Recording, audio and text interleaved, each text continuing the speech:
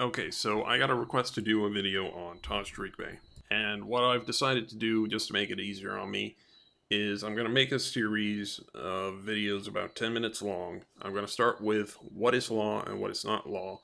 It's one of his older videos. It was first uploaded to YouTube, as far as I can tell, in 2007, maybe older than that. I'm going to go through the video discussing the various claims that he makes, and I'm going to cut it off at 10 minutes and continue on at the next part of the series. And I'll put it up in a little playlist so people can watch it that way. Okay, so let's get started. Now, pardon me, all civilization operates on contract. There's no such thing as civilization operating without contract. Contract is an agreement, a treaty, constitution, verbal, oral, however. They're covenants. They're all forms of contract. Okay, so Todd shows his hand fairly quickly in this video. And by the way, a really quick shout out to Canaanland Wars, who I believe are going to be watching this video, or at least I hope they watch it, because I'm going to be explaining why Tarik Bey is a sovereign citizen. Right there, Taj has just referred to the sovereign citizen theory that everything is a contract. This is discussed at length in the Meads v. Meads decision from Alberta, Canada, which deconstructs the sovereign citizen movement. And I'm just going to read from paragraphs 388 forward, where this everything is a contract theory is discussed. Quote, an OPCA litigant may argue that he or she has no obligation unless the litigant has explicitly formed a contract for that obligation. In Canada, this argument has been frequently advanced, blah, blah. An interesting variation of this approach was made by Prisky, who at trial argued that he did not want any government services, then he ought not be obliged to pay income tax. In yet another variation of the everything as a contract concept, a person may attempt to sever all contractual relationships with the state. Success would presumably defeat all government authority. Sometimes OPCA litigants claim that their interaction with the court is a contract. OPCA litigants who adopt this scheme tend to identify practically any state document, even a driver's license or birth certificate, as a contract. They argue in effect that they do not wish to be in a contract with the state and should be able to engage in activities, for example, operation of a motor vehicle, without being bound to the state in that manner. These persons go to great length to scour away all contractual links, expecting that at some point the state's authority will evaporate.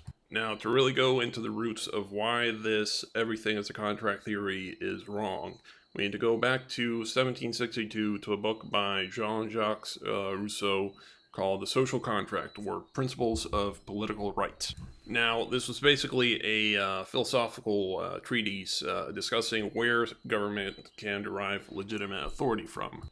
Now, I'm just going to use the Oxford Dictionary definition of the term because it's accurate and it's simple. But essentially, the social contract that Rousseau was referring to is hypothetical. It's a philosophical model used to discuss philosophical and theoretical ideas. Quote, it is an implicit agreement among the members of society to cooperate for social benefits, for example, by sacrificing some individual freedom for state protection. Where sovereign citizens and Tarik Bey, by extension, are screwing up is that they are taking the idea of a social contract literally. There is no literal social contract. When you're born into society, you don't have to sign a contract saying, okay, I'm going to give up certain rights and blah, blah, in exchange for protection, and I'll pay some taxes. No, it's an implicit agreement. Simply by being physically on the land, you are part of the social contract. One of the things that I see that's a weakness with us is because of the usurpation of the United States Republic, which the Moors helped set up. Okay, so this claim really doesn't merit a lot of discussion, but it has to be said. No, the Moors did not help establish the United States or its constitution. But just to hammer the point home, the Moors and Taj always referred to the Moroccan-American Treaty of Friendship. And I'm going to cite that as proof that the Moors did not help establish the United States. The signer of the Moroccan-American Treaty of Friendship was Sidi Muhammad ibn Abdallah. He was the Sultan of Morocco. Morocco was a sultanate. It was essentially a monarchy. Morocco was not a republic or a democracy. Morocco for centuries had been a monarchy, and for centuries later, it still remained a monarchy.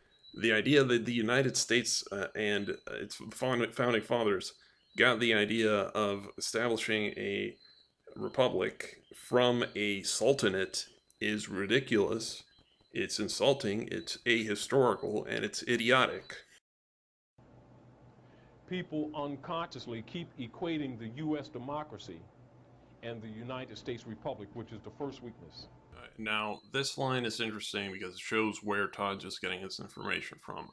The America is a republic, not a democracy line is a right wing talking point. No offense to right wingers listening to this, but it is. And it's a talking point that over time has migrated to the sovereign citizen movement. A constitutional republic, not a democracy. The ideal of a democracy is universal equality. The ideal of a constitutional republic is individual liberty. The very fact is that if you ask 100 people on the street, what kind of government is America supposed to be? 99% of them will tell you a democracy. America is supposed to be a democracy. But that's a lie. The founding fathers hated the idea of a democracy. They thought it was the worst form of government there is, and I agree with them. Anyways, just to discuss this further, the National Archives has a website, founders.archives.gov, where you can search about 120,000 documents, letters that the founding fathers wrote to each other and to other people, and you can search through them and you can read all their stuff. It's a very good website. So even if you don't like this video, at least you can say that you found out about a cool new website. Anyways, the reason I bring that up is that there's a letter by Thomas Jefferson written in 1816 that discusses this very topic, and it is a letter to Isaac H. Tiffany, which discusses the politics of Aristotle, and it gets into the topic of democracy versus republic. Quote, they knew no medium between a democracy, quote, open parenthesis, the only pure republic, but impracticable beyond the limits of a town. So, in Thomas Jefferson's own words, a democracy is a pure republic. There is no difference between there's essentially no difference between a democracy and a republic in the minds of the founding fathers. Democracies are republics. They're a form of a republic. Now, this idea is further expanded upon in John Adams' Thoughts on Government, which was written in April 1776, where he writes that the very definition of a republic is an empire of laws and not of men. And he goes on to say, of republics there is an inexhaustible variety because the possible combinations of the powers of society are capable of innumerable variations. In other words, there are a lot of different possible republics. Our particular republic in the United States is a representative democracy. It does not mean that it is not a republic. It's still a republic that is formed into the form of a representative democracy. To put it in simpler terms, there are many types of dogs. The fact that you have a Labrador does not change that it is not a dog. The United States Republic of Morocco has the Constitution. They cut Morocco off. That is what the slavery really is. Okay, and we're right back to the pseudo history. There isn't really much to say here other than no, the United States did not start off as the United States of Morocco and then they chopped off the of Morocco parts. That's entirely made up by Taj and the Moors. That has absolutely no basis in reality or history or anything. The reality is that this is one broad and expanded human family that's broken down into broader families that are called nationalities. Now, this statement is very important because it's the central fallacy of the entire Moorish American movement and Taj's worldview. Taj and the Moors interpret nationality to mean race. The problem is that's not true. Nationality is actually the legal relationship between a person and state. Your nationality is what country you belong to, what country you're a citizen of. Where your parents came from, the color of your skin, if you're Chinese, if you're Asian American, Black American, African American, whatever, has absolutely no bearing on your nationality. The Moors, however, mistakenly believe that it does. Now, the legal argument is that because Taj and his followers are descendants of Moors, or they believe that they're descendants of Moors, their nationality is therefore Moorish American, and they are therefore not subject to the laws of the United States. The problem is that that is not how the law works in the United States. It may work differently in other countries, but this video is only for American audiences. If you were born in the United States, your nationality is American.